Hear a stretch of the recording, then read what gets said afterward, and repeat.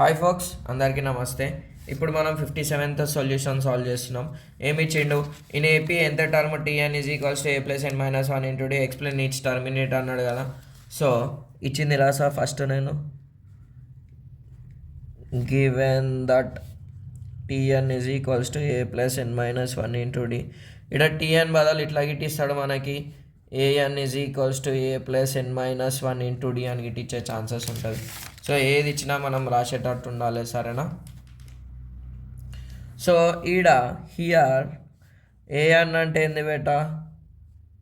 Number of టర్మ్సా? కాదు, nth term of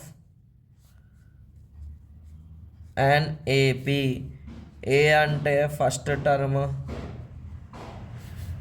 ఎన్ అంటే number of terms of AP లేదా ఇన్ ఏపీ. డి అంటే common difference. A2 minus A D is equals to A2 minus A1 రాయని అవసరం లేదు, just terms ఇచ్చిండు, దాన్ని ఎక్స్ప్లెయిన్ చేయమన్నాడు కాబట్టి గింతే సొల్యూషన్. Thanks for watching.